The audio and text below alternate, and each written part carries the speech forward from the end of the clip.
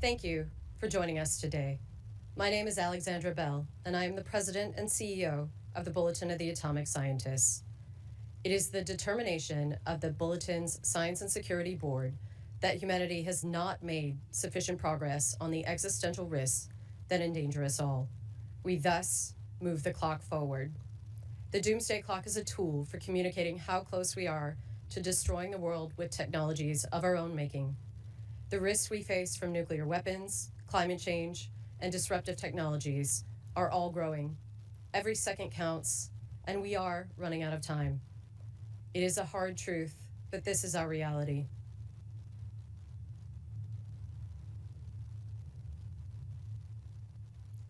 It is now 85 seconds to midnight. This is the closest the world has ever been to midnight.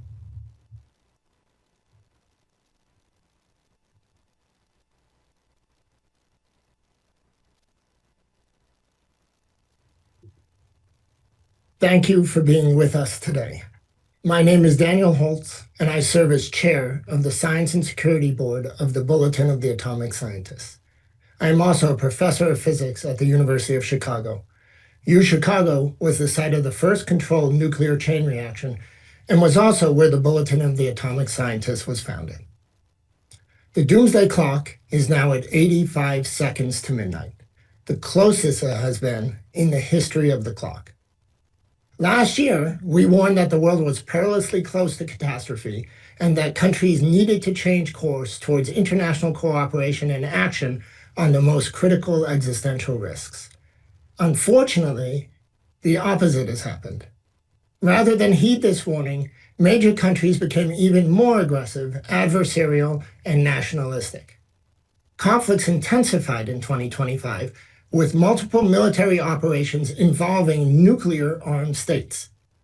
The last remaining treaty governing nuclear weapon stockpiles between the US and Russia expires next week. For the first time in over half a century, there will be nothing preventing a runaway nuclear arms race. On climate change, the assault on the environment has, if anything, escalated. Atmospheric carbon dioxide and global sea levels have reached record highs.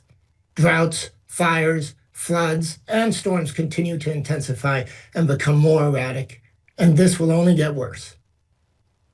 Grave dangers persist in the life sciences, particularly in emerging areas such as the development of synthetic mirror life. Despite repeated warnings from scientists worldwide, the international community has no coordinated plan, and the world remains unprepared for potentially devastating biological threats. AI is a significant and accelerating disruptive technology. AI is also supercharging mis and disinformation, which makes it even more difficult to address all of the other threats we consider. But instead of working towards international standards governing AI safety, we are running headlong into an AI arms race with what could be dire consequences. We're also concerned about the increasing rise of nationalistic autocracies. If the world splinters into an us versus them, zero-sum approach, it increases the likelihood that we all lose. These autocratic trends impede international cooperation, reduce accountability, and serve as a threat multiplier, making it even less likely that the world will address the existential threats at its doorstep. We note with alarm the recent tragedies in Minnesota and the erosion of the constitutional rights of American citizens. History has shown that when governments become unaccountable to their own citizens, conflict and misery follow. This global trend makes the world more dangerous for everyone. For all of these reasons, we move the clock forward. Our leaders need to do better. We need to do better. For more information on why the clock is at 85 seconds, please read our statement at thebulletin.org. Today, I am joined by Bulletin President and CEO Alexandra Bell and 4 colleagues from the Science and Security Board. National Security and Disruptive Technologies expert Steve Fetter, climate scientist Inez Fung, bio-expert Asha George, and nuclear expert John Wolfstall. We are also honored to be joined by Maria Ressa, one of the world's most renowned and fearless journalists. Maria is the co-founder and CEO of Rappler and a professor at Columbia University. She was awarded the 2021 Nobel Peace Prize, cited for her efforts to safeguard freedom of expression, which is a precondition for democracy and lasting peace. I can think of no better person to speak to this moment in history. Maria will make some remarks, and then we will follow with a press conference. Maria, the floor is yours. Thanks, Daniel.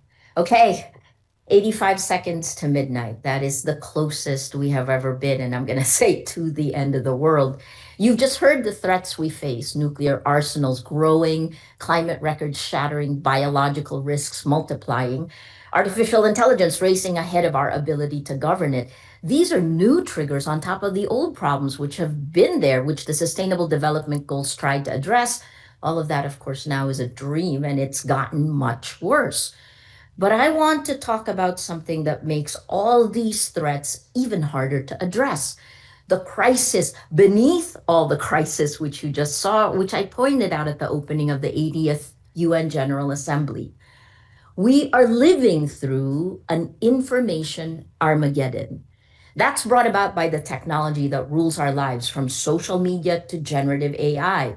None of that tech is anchored in facts. Your chatbot is nothing but a probabilistic machine. Even as the tech moves from the attention economy to now targeting intimacy, human beings, we have been commodified by a predatory and extractive industry. Here are the three sentences I've said over and over since 2016. Without facts, you can't have truth. Without truth, you can't have trust. Without these three, we have no shared reality. We can't have journalism. We can't have democracy. The radical collaboration this moment demands becomes impossible.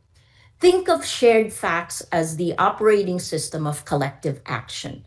Democracy runs on it. Diplomacy runs on it. Science runs on it. You corrupt that operating system, and every application fails. Climate negotiations fail. Arms control fails. Pandemic response fails. Not because we lack solutions, but because we can no longer agree on the problems. And the operating system has been corrupted deliberately, systematically, for profit. The platforms that mediate our information were built on an extractive and predatory model. They turned our attention into a commodity and our outrage into their business model. At the Nobel lecture, I called it toxic sludge. This brings out the worst of humanity. They don't connect us, they divide us. And in that division, they've enabled the collapse of cooperation and the rise of illiberal leaders who exploit chaos. As of last year, VDEM pointed out that 72% of the world is now under authoritarian rule. In my country, the Philippines, we lived through this. Disinformation enabled a brutal drug war. It attacked journalists. When I was first arrested in 2019, our top newspaper's headline adapted the Martin Niemöller quote, right? The headline was, "First, they came for the journalists. We don't know what happened next." Well, today, I've won 10 of the 11 criminal charges, the cases filed against me. I joke that the Philippines has now moved from hell to purgatory, and many of you in the West are now moving to hell. Because what happened in my country didn't stay there. That playbook has spread across the world. Last week in Davos, Canada's Prime Minister Mark Carney said this best. We are in the middle of a rupture, not a transition. The old order is not coming back, and that rupture was accelerated by the destruction of our public information ecosystem. We can't solve problems we can't agree exist. We can't cooperate across borders when we can't share the same facts. Now add generative AI, the chatbots that threaten to accelerate this chaos exponentially. Floods of synthetic disinformation at near zero cost, AI slop victimizing millions in scams, supercharging the dysfunction in our information ecosystem. Oh yes, and killing our environment because of the resources it needs to run. But we're witnessing something more dangerous: the fusion of state power with the tech oligarchy. The men who control the platforms that shape what billions believe have merged with the men who control governments and militaries. Might makes right is the new operating principle, and they have the tools to manufacture consent or to simply drown out dissent.